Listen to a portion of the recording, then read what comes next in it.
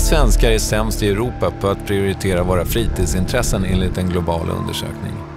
Alltså vi är kassa på att se till att få göra det där vi verkligen älskar. Varför det? Och hur hittar man balansen mellan arbete och passion? Kan de vara samma sak? I den här serien träffar jag människor som har stuvat om i sina prioriteringar för att kunna leva livet fullt ut. Jag heter Kristoffer Triumf. Det här är Live Fully Now.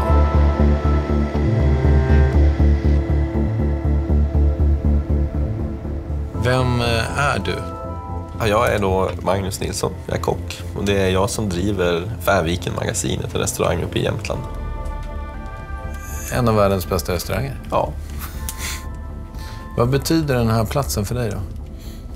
Den här platsen, alltså Färviken, betyder ju enormt mycket för mig. Det är liksom grunden i hela liksom min verksamhet till att börja med. Det är också kärnan i mitt så här, kreativa uttryck.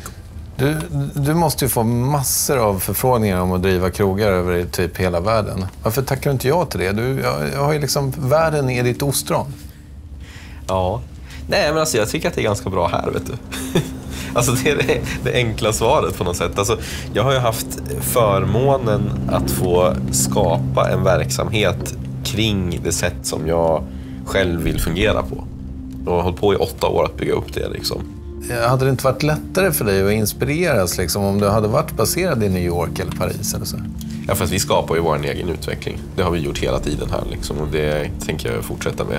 Jag är ganska ointresserad egentligen av vad som är framkant liksom, i gastronomin allmänt betraktat. Liksom. Men en dag innehåller ju inte flera sekunder för att man bor i New York. Den innehåller ju inte fler intryck egentligen. Det handlar ju bara om detaljerna man väljer att se och inte. Liksom.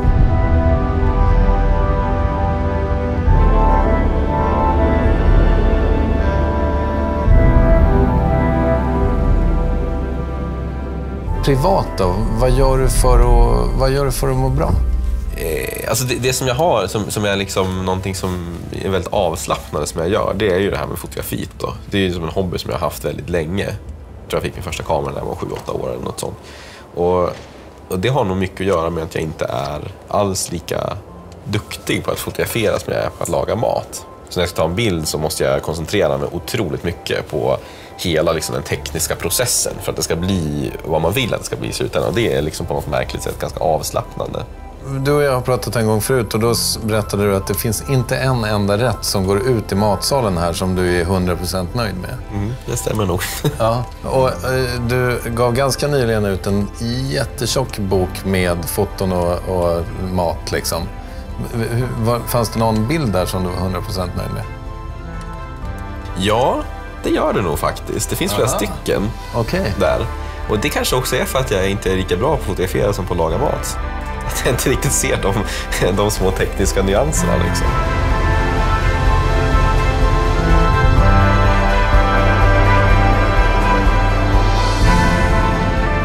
Det känns ändå som att du är på väg till att leva livet ganska fullt ut. Skulle du kunna ge ett råd till om man så här, känner att man inte gör det men man vill dit? För min del så har det varit väldigt viktigt på något vis att alltså, vissa saker kan man inte ändra på. De får man bara acceptera för vad de är. De är som konstanter i vardagen på något vis. Men ganska mycket kan man ändra på. Om man då gör medvetna val att göra saker som man faktiskt vill göra. Så då tror jag man har kommit en bra bit på vägen.